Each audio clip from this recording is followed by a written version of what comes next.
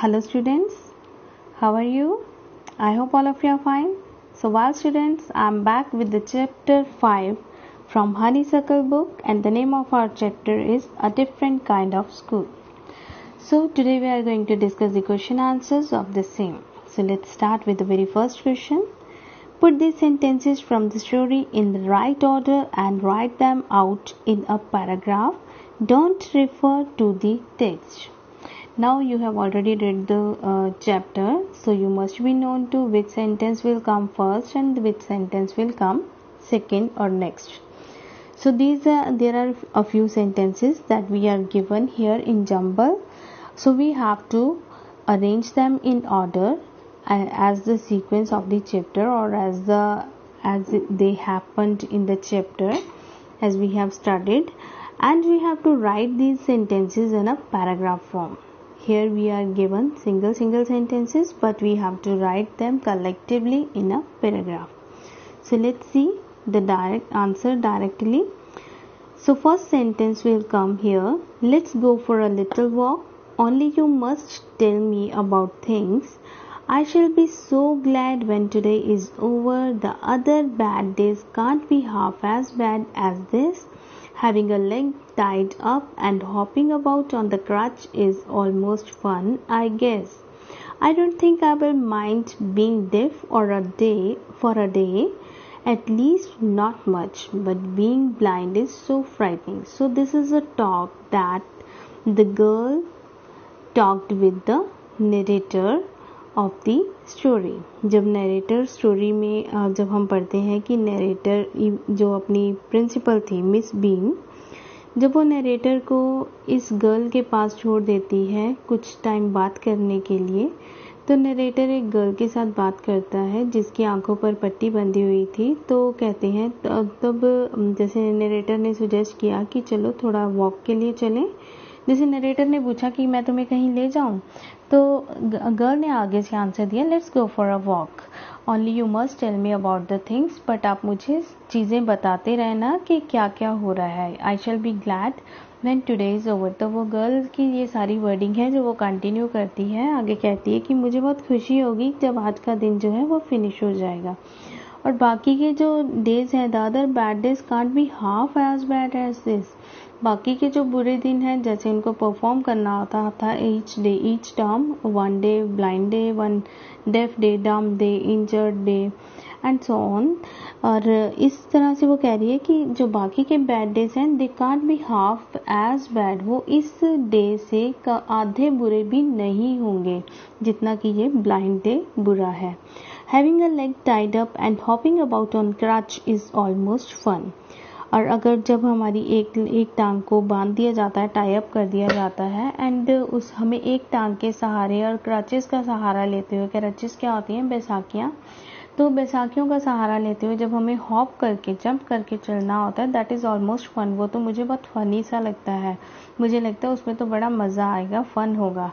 I don't think I will mind being deaf for a day. और मुझे ये भी बुरा नहीं लगता, मुझे ये भी नहीं लगता कि डेफ डे जो होगा वो भी कुछ खास मुश्किल होगा, क्योंकि एटलीस्ट नॉट मच, इतना मुश्किल तो नहीं होगा जितना ये ब्लाइंड डे है. But being blind is so frightening. But जो ब्लाइंड डे है दैट इज सो फ्राइटनिंग, सो टेररिंग, बहुत डरावना है ये दिन. ठीक है, तो this was the talk of the girl with narrator. Now come to the question answers. Answer the following questions. The first one is here. Why do you think the writer visited Miss Beam's school? आपको क्या लगता है? What do you think? आप क्या सोचते हो कि writer ने क्यों विजिट किया होगा मिस बीम के स्कूल में? So let's see the answer. The writer visited Miss Beam's school because he had heard a great deal about the school. अब राइटर ने ऑलरेडी मिस बीम के स्कूल के बारे में बहुत कुछ सुना हुआ था, लाइक वहाँ के टीचिंग मेथड्स के बारे में, कि बहुत फेमस था कि वहाँ कुछ अलग तरह से पढ़ाई की जाती है और बहुत सिंपल वे से पढ़ाया जाता है बच्चों को.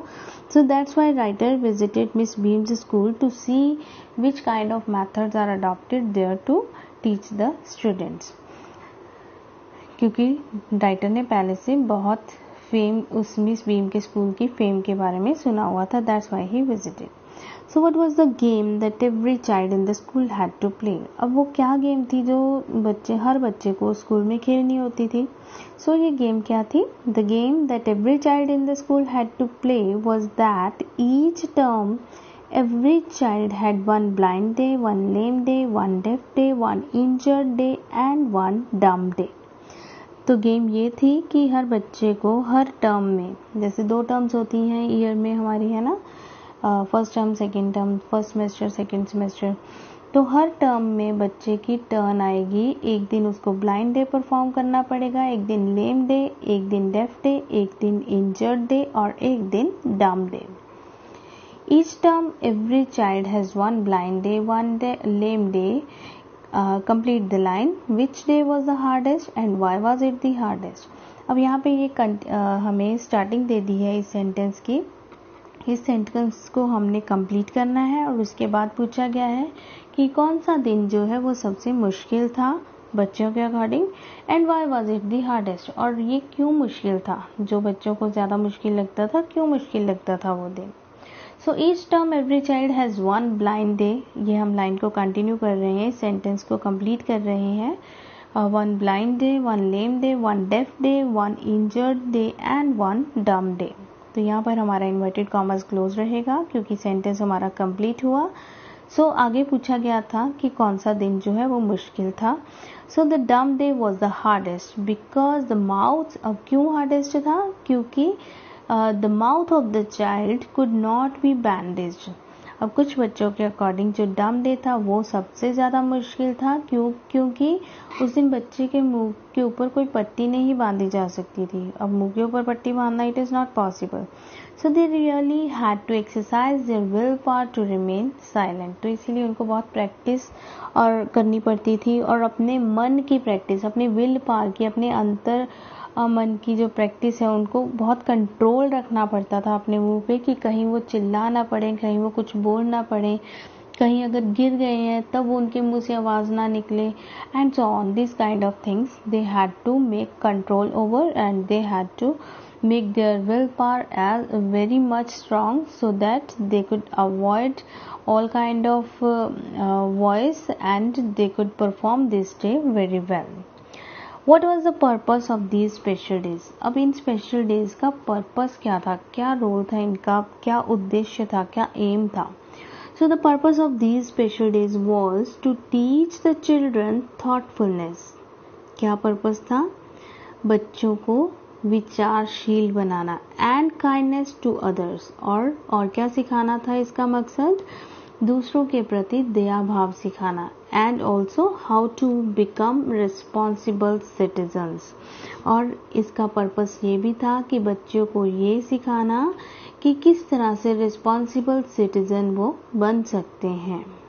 So these days make the children appreciate and understand misfortune by making them experience the misfortune of others।